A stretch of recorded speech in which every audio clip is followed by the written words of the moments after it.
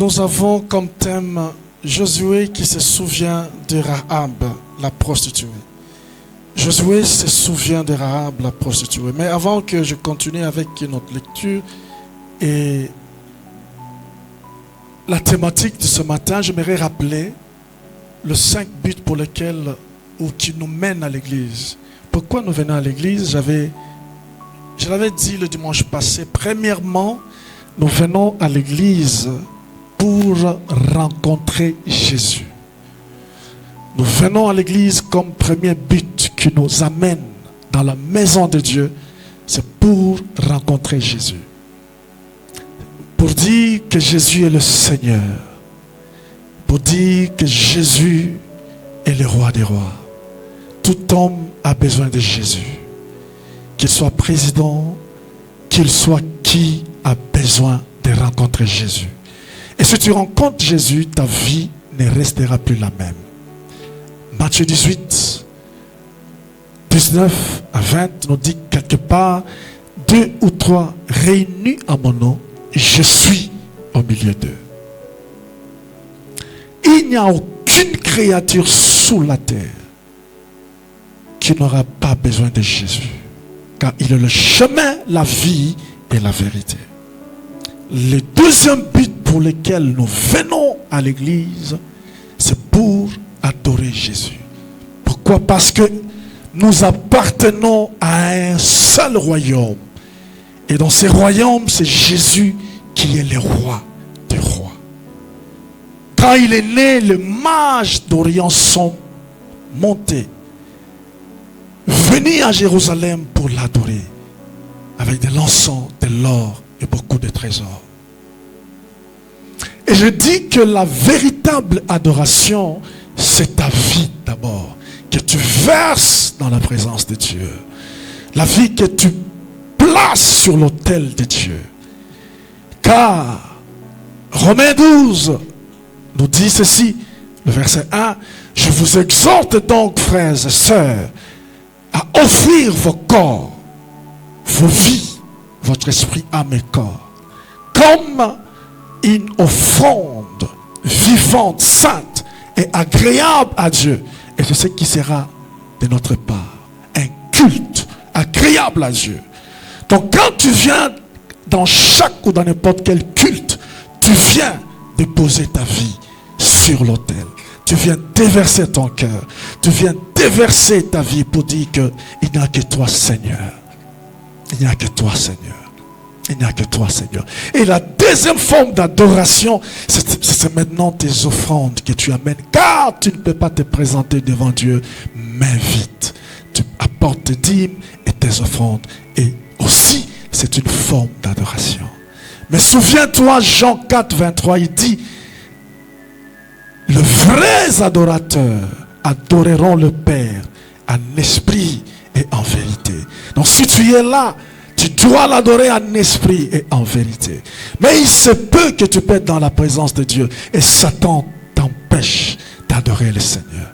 Soit par le téléphone, soit par le fait peut-être de porter tes pensées de ces lieux, de cet endroit. Soit te quitter dehors pour aller faire quoi? Je sais que tu es venu déposer ta vie. Que le téléphone, que les pensées du dehors, que toute autre chose ne puisse pas compromettre ton adoration envers Dieu. Troisième chose, nous venons à l'église avec comme but de nous repentir. C'est une occasion, c'est un privilège. Chaque fois que tu es dans la présence de Dieu, peut-être tu as connu un recul. Peut-être tu as fait quelque chose qui n'a pas plu à Dieu. Et tu veux réparer avec Dieu. Tu veux réparer avec Dieu. Il dit non, la main de l'Éternel n'est pas courte, Ésaïe 59, pour toucher, pour sauver. Mais ce sont vos péchés. Ce sont vos péchés. Est-ce que es-tu prêt de réparer avec Dieu? Car chaque fois que tu viens avec un esprit d'humilité. Il dit, si mon peuple, ce qui est invoqué mon nom, s'humilie, prie et recherche ma face, sur se détourne de ses mauvaises voies, je lui pardonnerai son péché. Donc ce matin, tu as comme but de réparer ta vie. Que ce culte soit pour toi une occasion, un privilège, une opportunité. Et dans la repentance, il y a aussi la partie B qui est le salut. Si tu n'as jamais donné ta vie à Jésus, voilà et voici l'occasion. Il n'y a pas de honte, car Jésus est venu pour donner sa vie et une vie en abondance. Et alors le but qui t'a mené là ce matin est de réparer et de ne pas sortir sans Jésus, mais de sortir avec Jésus. Et quatrième but, c'est maintenant, comme il dit en Matthieu 11, 28, venez vous tous qui êtes chargés, fatigués, et je vous donnerai quoi? Du repos. Donc en venant ici, tu viens aussi déposer tous les fardeaux, les jougs que tu as. Chercher le repos à Dieu. Recommander ton sort à l'Éternel. Peut-être tu es malade, tu as des soucis, tu as des stress. C'est aussi une raison pour laquelle tu es dans la présence de Dieu. Afin que tout ce qui se passe dans ta vie, Jésus puisse t'aider à cela. Car l'homme ne peut pas, mais Jésus peut. Et le cinquième but, c'est écouter la parole de Dieu. Recevoir l'instruction de la parole de Dieu.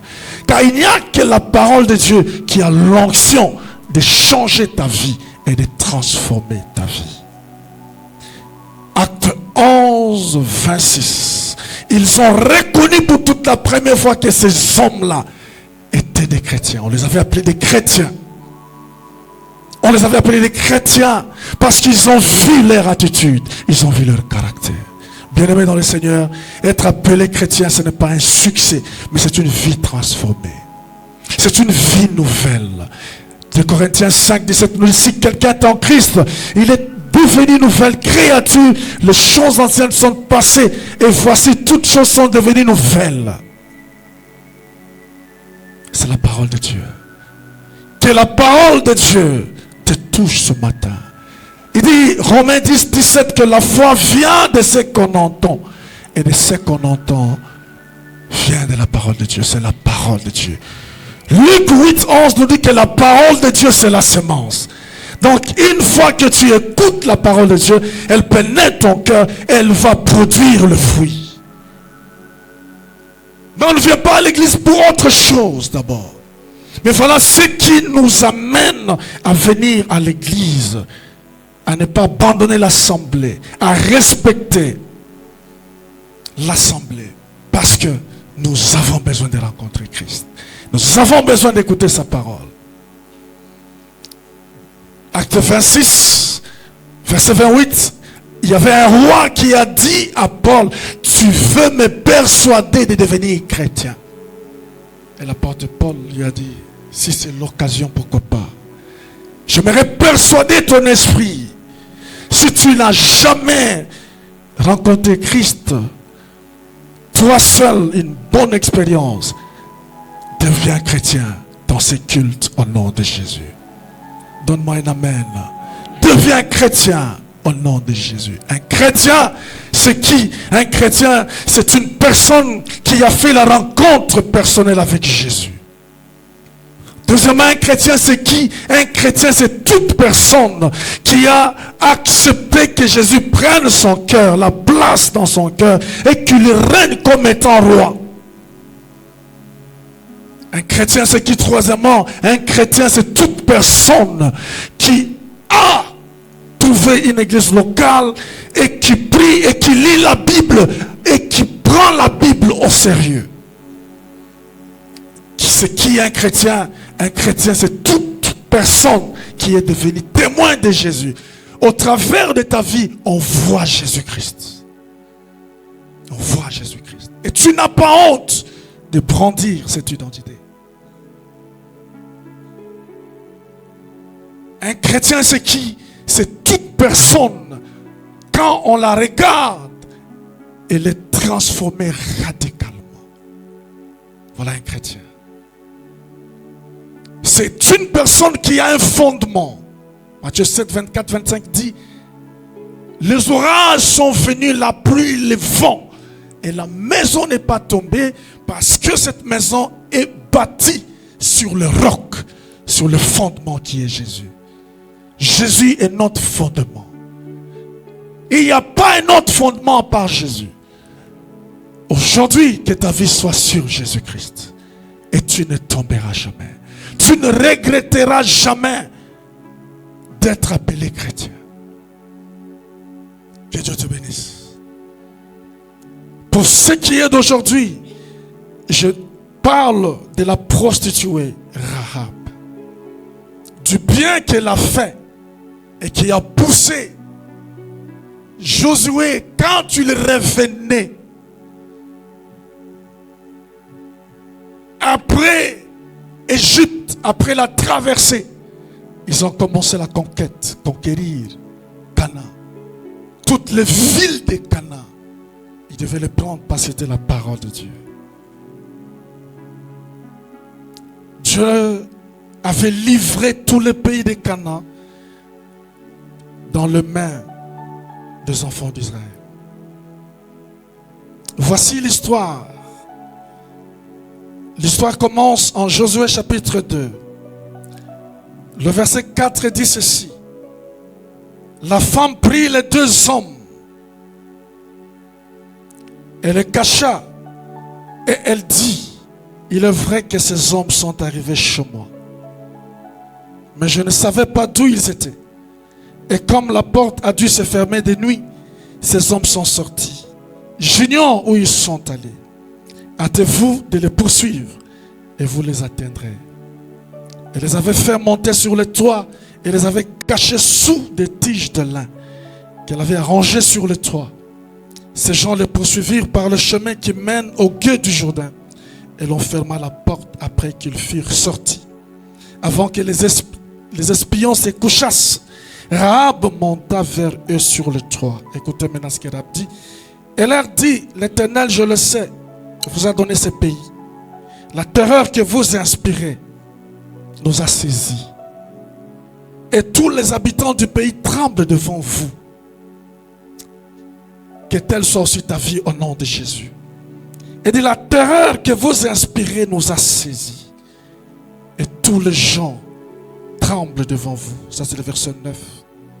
Car nous avons appris comment à votre sortie d'Égypte, l'Éternel a mis à sec devant vous les eaux de la mer Rouge. Waouh!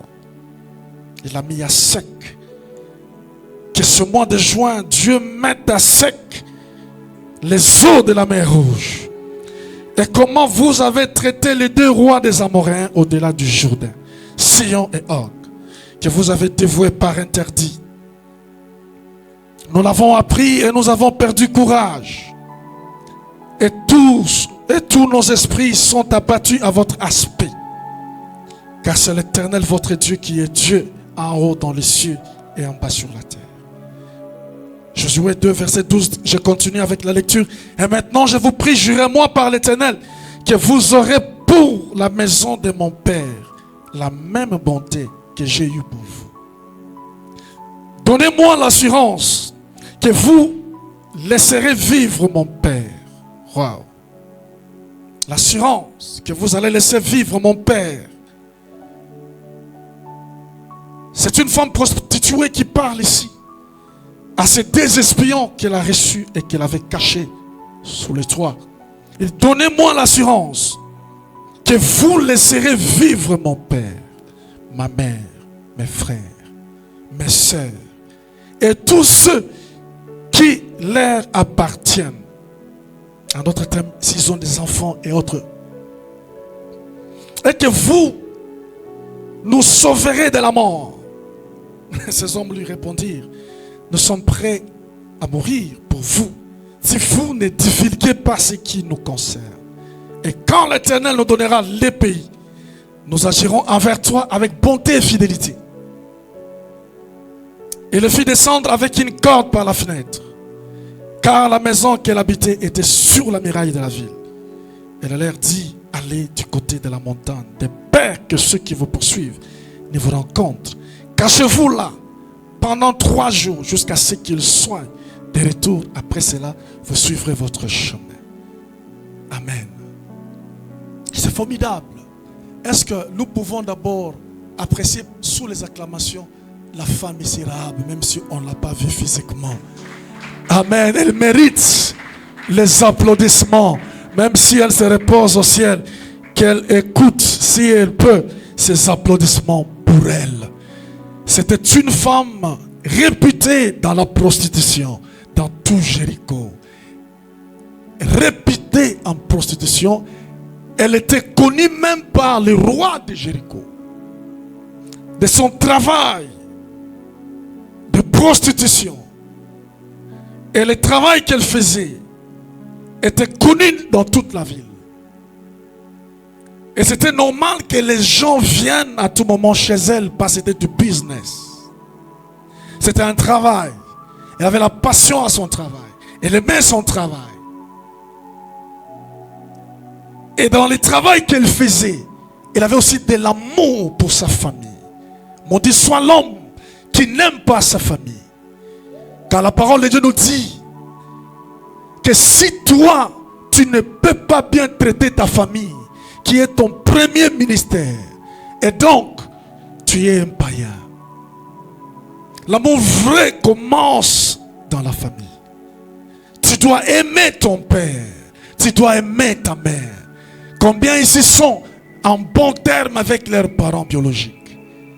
Combien ici sont en bon terme avec son père qui l'a amené au monde, qui l'appelle au téléphone, qui prie pour lui, avec sa maman, avec ses frères? Aujourd'hui, nous assistons à des familles déchirées. Souvenez-vous de la première famille qui avait eu la vie sauve. C'est la famille de Noé. Personne dans cette famille était morte. Noé, sa femme et ses 3 enfants sont sortis de l'arche. C'est le vœu de ma prière que ta famille, toute ta famille, parvienne au salut au nom de Jésus. Et que lors de l'enlèvement, que vous partiez tous. Et que vous alliez vous retrouver au ciel, papa, maman, les enfants, les oncles et tout consort. Veille sur ta famille. La deuxième famille, nous voyons à Sodome et Gomorrhe, c'est papa et ses 2 filles qui sont sorties seulement. Mais la maman était attachée à Sodome. Et la maman était morte. Papa peut être en Christ, mais maman tergiverse. Soit c'est maman qui a les 2 pieds, qui a les 2 pieds en Jésus, mais papa n'a pas les 2 pieds. Il est comme un caméléon, il change de couleur. Mais que le dimanche ici, dernier de ce mois, soit un dimanche prophétique pour que et papa et maman et tous les enfants, que ta maison puisse servir Dieu. Comme Jésus a dit, moi et ma maison, nous servirons l'Éternel. Donne un amen fort. Ça doit être ta bataille.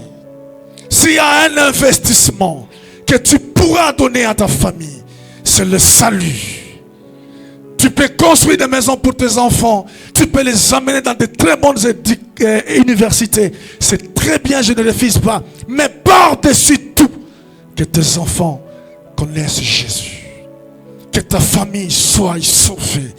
Parce qu'il y a un enfer qui attend celui qui ne peut pas régler sa vie, c'est sur la terre. Tu as l'occasion de le faire. Et dans tes prières, avant de prier pour le pasteur, commence d'abord avec ton papa et ta maman. Ensuite, prie aussi pour le pasteur. Parce que des fois, nous pensons que j'ai une grande bénédiction à te donner, plus que ton père biologique. C'est du mensonge. C'est ton père d'abord. S'il dit les choses sur toi, tu auras une vie longue. Il y a d'autres qui méprisent papa et maman, mais ils viennent s'agenouiller devant le pasteur, le prophète et tout consort que vous connaissez.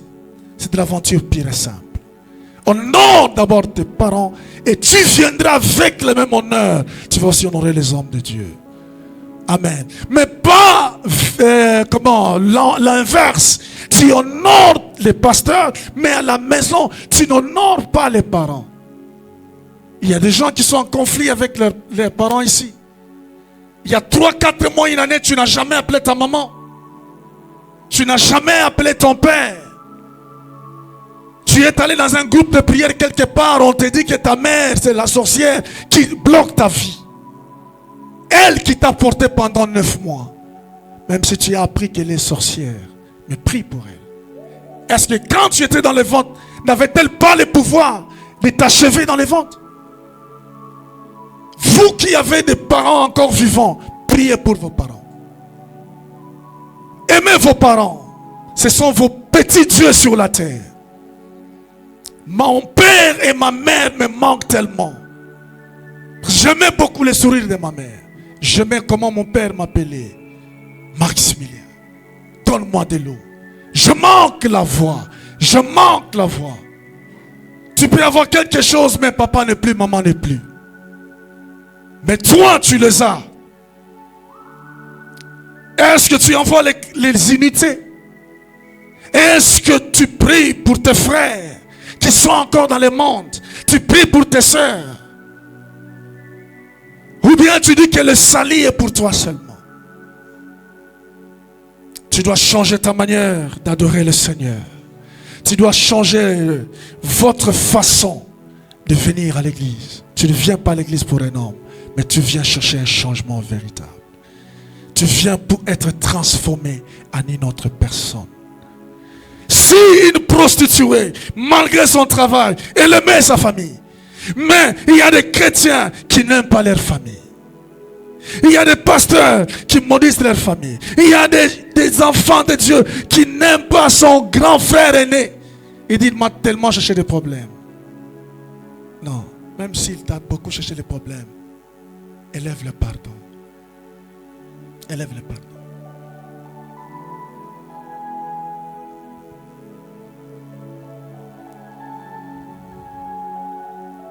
Je prie que toutes les familles divisées, que le Saint-Esprit ramène l'unité, la réconciliation. Voilà pourquoi nous sommes là, au nom de Jésus-Christ. Que l'esprit de division, de disputes, de querelles, de haine, il ne vient pas à mon deuil, à mon enterrement. Mais même quand, lorsqu'il va venir, toi tu ne seras plus là. Tu vas la voir comment? Tu vas voir que c'est la tante qui est là-bas. Tu es déjà un esprit. Est-ce que tu vas revenir dans le corps? C'est compliqué. Évitons des paroles négatives. Élevons Jésus. L'église est tellement méprisée.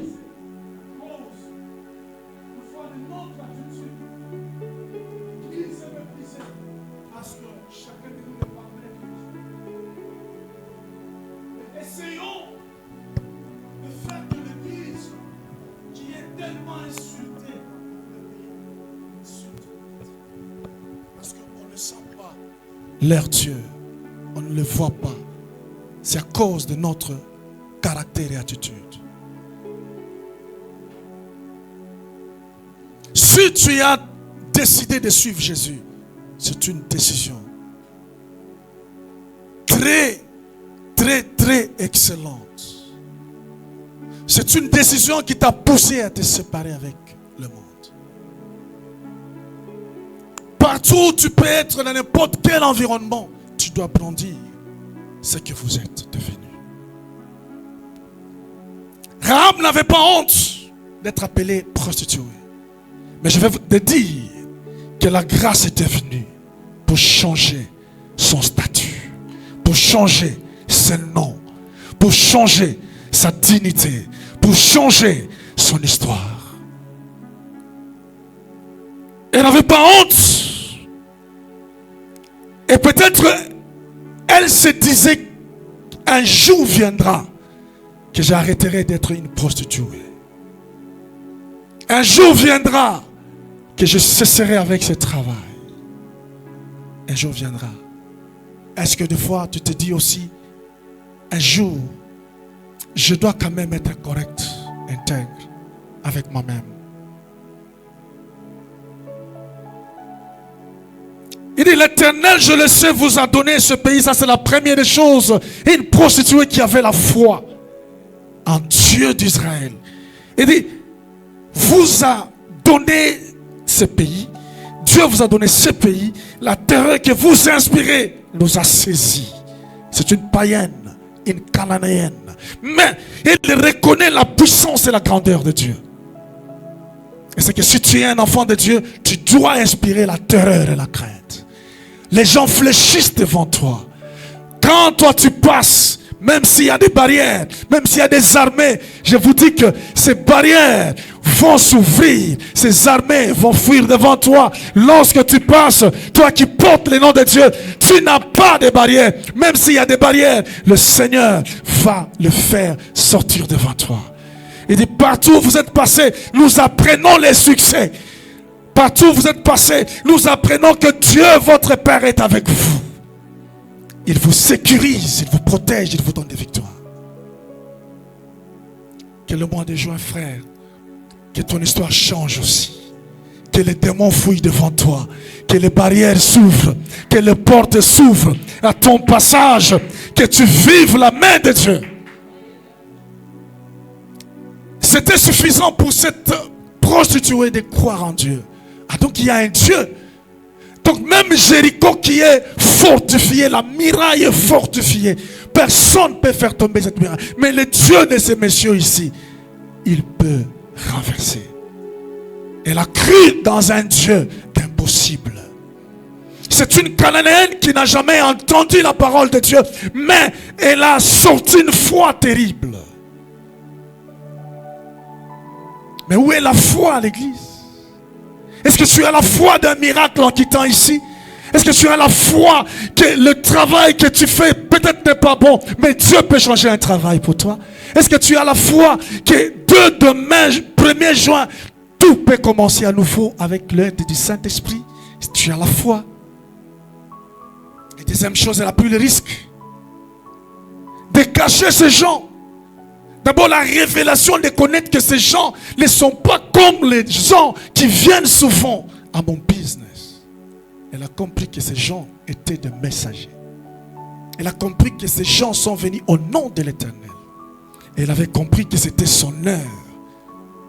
Son temps était venu.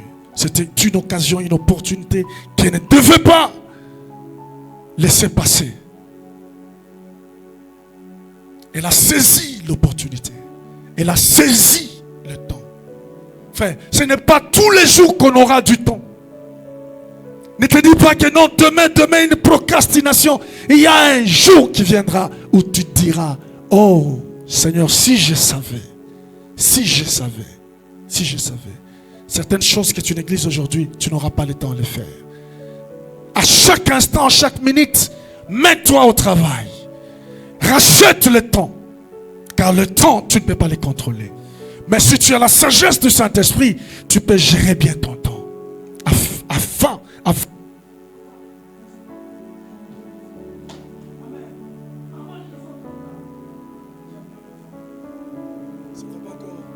Amen. Yes. Regarde cette femme qui prend le risque. Elle prend ces deux messieurs. Il dit, moi je vous crois. Je crois en votre Dieu.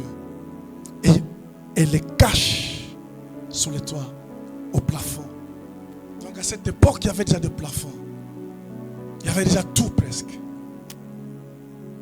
Elle fait de la mathématique pour que, même quand on viendra s'acheter la maison, fouiller partout, qu'on ne retrouve pas ces gens, parce que c'était ça, sa mort, sa faim. Et la faim de ses espions.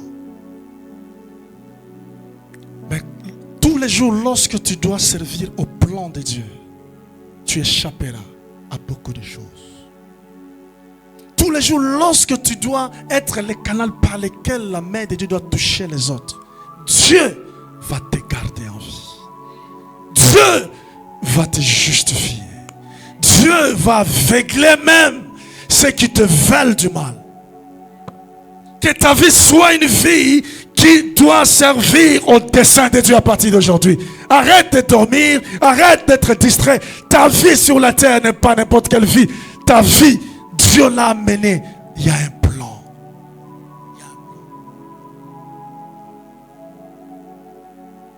Et troisième chose, c'était sa bienveillance. Le bien qu'elle a montré. Bien qu'elle a caché ses gens. Et on n'a pas fouillé partout. On ne les a pas retrouvés. Il les a même dit, écoutez, poursuivez-les parce qu'ils venaient de sortir. Et le roi est venu même lui poser des questions sans trembler. Parce que des fois, je me souviens un jour, j'avais un ami que j'avais conduit à une grande autorité. Il disait des choses, et j'ai dit que ce qu'il dit, ça peut aider cette autorité. Je l'ai conduit là-bas. Arrivé là, les yeux, le regard de l'autorité, lorsque l'autorité les regardait seulement, il a eu la confusion, il a tout oublié, tout ce qu'il me disait. Alors je me chatouillé là-bas où j'étais, j'ai dit mon Dieu, mais il m'a dit ça. Comment il oublie? Il a eu le vertige. Mais la femme ici a gardé sang-froid devant les rois. Elle a confirmé que ces hommes sont sortis. Ils ne sont pas chez moi. Dieu ne pouvait pas rester calme malgré son travail de prostitution. Dieu a vu parce que tu m'as honoré, parce que tu m'as honoré, parce que tu m'as défendu. C'était du mensonge, mais pour préserver les hommes de Dieu. Afin que le plan de Dieu s'accomplisse. Et ces hommes lui ont dit, écoutez, tu nous as fait jurer aujourd'hui devant notre Dieu de te laisser la vie sauve, toi, ton père, ta mère, tes frères, tes soeurs, et tous ceux qui leur appartiennent. Toi aussi, prends cette corde rouge, cramoisie, tu mettras sur la fenêtre. Les jours qu'on reviendra, on verra la corde et l'on saura, c'est là la maison de la prostituée qui nous avait laissé la vie sauve. Quand on verra la corde, on saura que c'est là ta maison. Et ils étaient partis. Quelques années plus tard, il avait toujours gardé la foi que ces hommes reviendront. Sois patient de tous les deals que tu as fait avec Dieu. Dieu va exécuter cela. Amen. Ne dis pas que maintenant j'ai mis déjà la corde. Mais où sont ces gens?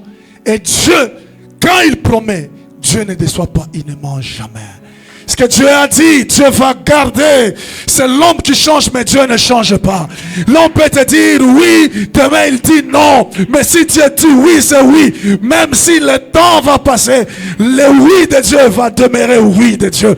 Et lorsqu'ils étaient de retour, ils ont fait les rapports à Josué. Et maintenant, l'heure de prendre Jéricho était venue. Ils venaient, ils ont tourné la muraille cette fois, selon l'instruction de Dieu.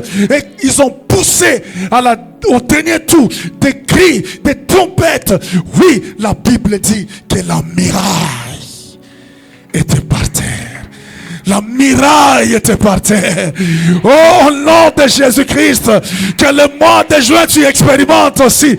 Je ne connais pas qu'est-ce que tu avais dealé avec Dieu. Qu'est-ce que tu avais fait avec Dieu dans ta chambre pour ta maison. Qu'est-ce que tu avais fait à Dieu, à l'église? Quel bien tu avais fait? Écoutez, tout ce que tu fais comme bien pour l'église, pour l'œuvre de Dieu, pour Dieu, ça ne peut pas jamais expirer. Il y a un jour que votre bien va parler. Il y a un jour que même les offrandes parleront. Il y a un jour que ton sacrifice, Dieu va le récompenser. Il y a un jour que tout ce que toi tu fais, tes nuits, tes jeûnes, tes prières, Dieu te dira comme qu'on est, je me souviens. Que Dieu se souvienne de toi aujourd'hui. Comme tu es en train de commencer un nouveau mois, que l'Éternel se souvienne de toi, qu'il se souvienne de toi et même de toute ta famille. Moi je pensais que tu vas donner un bon amen. Qu'il se souvienne de toi. Est-ce que quelqu'un peut dire Seigneur, souviens-toi de moi. Seigneur, souviens-toi de moi. Il y a de cela 40 ans, peut-être 20 ans, 10 ans, 3 mois, une année. Tu as fait quelque chose. L'Éternel voit la corde. L'Éternel se souvient. Ah, Rahab est là. Rahab est ici. Josué, lorsqu'il entre, la muraille est par terre. Le roi est tué. Tous les hommes de Jéricho, toutes les femmes, tous les enfants, le bétail, les animaux. On n'a pas laissé même une seule poule. Quand tu dis Dieu est miséricordieux, oui, il est miséricordieux. Mais il a une autre face. Quand il s'agit de son jugement, il n'a pas de complaisance. Il ne sait pas voir que toi tu es tel ou tel autre. Il ne c'est pas dire que non, tu étais évangéliste, tu prêchais comme je prêche ici. Lorsque Dieu va exercer son jugement, il va le faire avec équité et justice. Il sait comment tu plaisantais dans sa présence. Il sait quelle position tu avais dans sa présence. Il sait est-ce que tu avais le souci de le connaître. Est-ce que tu avais le souci de l'honorer. Est-ce que là où tu devais le faire, est-ce que tu l'as honoré ou tu ne l'as pas honoré. Dieu est en train d'enregistrer. Il y a des anges qui enregistrent tout ce que nous sommes en train de faire. Ce que l'homme sème, c'est ce que l'homme va moissonner. Ce que l'homme met dans la terre, ce n'est pas par magie ou par miracle qu'il va moissonner autre chose, non. Dieu voit toutes choses. La prostituée, quand elle cachait ses hommes par la foi, Dieu voyait. Et Dieu a défendu la vie de cette femme. Entrez chez elle. Elle est où? Chez elle, c'est où? Il dit que c'est ici. Oh Josué, sortez là. Est-ce que son papa est là? Oui, Josué. Son père, nous le voyons. Nous voyons sa maman. Il dit quoi, pas Josué? Mon Seigneur, on ne peut pas te tuer, maman. Parce que déjà, ils ont vu toute la ville était par terre. C'était des cadavres. Les chèvres par terre. Les bœufs. Les vaches, tout que vous connaissez là, étaient par terre. C'était de la fumée. C'était donc, et les hommes avaient le sang partout. Même Josué lui-même avec son épée, il avait le sang partout. Parce qu'il exécutait le plan de Dieu. Quand tu exécutes le plan de Dieu, quand tu travailles pour Dieu, tu n'as pas de complaisance, tu n'as pas de parti pris. Car le jugement de Dieu va commencer avec nous, les soi-disant serviteurs. Ce que nous vous prêchons, est-ce que nous le vivons? Lorsque nous vous prêchons de ne pas mentir, est-ce qu'on ne ment pas? Lorsque nous vous disons de ne pas se comporter comme les païens, est-ce que nous-mêmes nous sommes des modèles et des exemples? Et le jugement de Dieu commencera ici. Vaut mieux d'être là où vous êtes que d'être ici. Si tu penses que ton temps n'est pas encore arrivé d'être ici, il faut rester là-bas. Chante, prédicateur, tout le monde qui monte ici, faisons attention. Car lorsque le véritable Josué reviendra, il n'aura pas de pitié.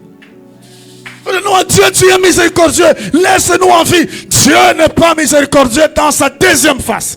Il s'appelle le lion de la tribu de Juda. Quand il vient, c'est pour exécuter. Il a promis, il a laissé le temps de repentance. Il a laissé le temps. Il y a ceux qui viennent, qui dorment à l'église. Il y a ceux qui viennent, ils sont là. Dieu voit tout. En Romain, il dit, ils ne se sont pas donné le souci de me chercher. D'autres étaient à l'église, mais ils ont quitté la vérité. Ils ont transformé cette vérité. Ils l'ont changé à autre chose. Que Dieu nous vienne en aide. Et toi, malgré ta souffrance, Dieu ouvre une porte. Dieu ouvre une porte. Dieu a vu ta fidélité. Dieu a vu que tu n'as pas régné au milieu de tous les Jéricho. C'est pas comment les appeler, de tous les hommes braves de Jéricho. Une seule prostituée qui s'est mise debout, à qui Dieu a laissé la vie sauve. Et dans cette génération, combien de familles se tiendront dans cette ville et dans cette église? Si par exemple Christ revenait, si par exemple Josué revenait, mettez cet homme à part et les autres se tuaient. Moi, je serai mis à part. Et toi? Hein? Ok, je veux que tu parles seul. À haute voix. Si c'est toi aussi, si tu seras des côtés de ceux-là qu'on va. Je dis, moi, je serai mis à côté. Il y a ceux qui ne veulent pas parler. Amen. Alléluia. Sois du côté de ceux-là qui auront la vie sauve. Au nom de Jésus-Christ. Toi, ton père, ta mère, tes frères, tes soeurs et tout ce qui vous appartient. Voici le temps de mettre en ordre ta vie. De ne pas jouer au biface. Mais de dire, c'est vrai, je suis prostituée, mais j'ai la foi en Dieu. Que Dieu peut changer une prostituée à intégrer la généalogie de Jésus. Matthieu chapitre 5, chapitre 1 plutôt verset 5. On nous parle de Rahab qui a intégré la généalogie de Jésus. Elle est devenue l'arrière-grand-mère de David. Rahab s'est mariée à un certain Salomon. Et le Salomon là, avec Rahab, ils ont produit, ils ont engendré celui que vous connaissez, Boaz. les riches messieurs. Et Boaz, avec une certaine Moabite, ils ont aussi enfanté l'enfant qu'on appelle Obed. Et Obed aussi a fait un enfant qu'on appelle Jesse, ou Isaïe, qui est le père de David. De la prostituée à la généalogie de Jésus. Peu importe ce que vous êtes maintenant, que les hommes te jugent, que les hommes disent que tu ne pries pas, tu ne vas pas à l'église, tu ne donnes pas les dîmes. Ça c'est la condamnation, le jugement d'après. Mais Dieu connaît qui sont les véritables qui lui appartiennent. Qui est là en train de prier pour de vrai, Dieu connaît. Et tu seras intégré dans la cour des grands au ciel. Dieu dit, ma fille, le monde t'avait tellement jugé, mais moi je savais que tu étais avec moi. Ceux-là que vous pensez qu'ils sont impies, Dieu a dit à Pierre, n'appelle pas impur celui que j'ai appelé pur. Alléluia. Que la miséricorde de Dieu vienne changer notre vie. Que Dieu change pour toi le travail maintenant. Tu ne mérites plus le travail là. Tu ne mérites plus ce travail là. Ni ce business là. Tu l'as fait il y a longtemps. Maintenant la grâce arrive. La grâce de quoi? De l'élévation. La grâce d'être greffé quelque part. D'être introduit. D'être intégré. Elle était cananéenne. Mais du coup elle devient enfant d'Israël. Personne ne disait encore Rahab. Tout le monde avait peur. Parce que non seulement qu'elle a intégré le pays d'Israël comme une citoyenne juive, alors que Deutéronome 7 et beaucoup d'autres lois qui interdisaient de ne pas prendre les femmes étrangères parce qu'elles avaient leur Dieu. Ce n'est pas qu'ils ont brisé la loi, non. C'est parce qu'elle a abandonné, elle a renoncé à ses dieux. Tout celui qui renonce à la vie du monde, elle sera où il sera intégré au christianisme, à la chrétienté. Et c'est ça la grâce. Amen. Est-ce que toi et moi nous sommes aussi dans la généalogie de Jésus? La généalogie de faire des vaillants, de produire et de sortir des enfants qui vont servir Dieu, comme les David. Mais Jacques parle d'elle aussi, Jacques chapitre 2, le verset 25. Il dit la prostituée, j'aimerais lire là-bas. Jacques. Si quelqu'un est arrivé. Oui. 25. Rahab la prostituée, merci berger, ne fut-il pas également justifié par les œuvres? Il était justifié par les œuvres. Jacques chapitre 2 verset 25. Lorsqu'il reçut le messager et qu'il le fit partir par un autre chemin. Oh, que Dieu se souvienne de ton bien. Hébreux 11. 30. C'est par la foi que le miracle de Jéricho tombèrent. Après qu'on a eu fait le tour pendant 7 jours. 31. C'est par la foi que Rahab la prostituée ne périt pas avec les rebelles. Parce qu'il avait reçu les espions avec bienveillance. Seigneur, on ne périra pas avec le rebelle. Parce que tu nous traiteras, Seigneur, d'après nos œuvres. Or, sans la foi, il est impossible d'être agréable à Dieu. Et aussi, il n'y a pas de foi sans les œuvres. Frère, le Dieu d'élévation, le Dieu qui change le statut et l'identité et l'histoire, qu'il intègre ta vie aujourd'hui, qu'il te délivre de Jéricho, qu'il te sort de Jéricho. 1000 tomberont à gauche et 10 000 à droite, tu ne tomberas pas. Tes enfants ne tomberont pas. Ton mari, au nom de Jésus, si tu as un mari, il entrera au ciel. Si tu as une femme aujourd'hui, une épouse, elle entrera avec toi au ciel. Et même vos enfants vont servir Dieu et entreront au ciel.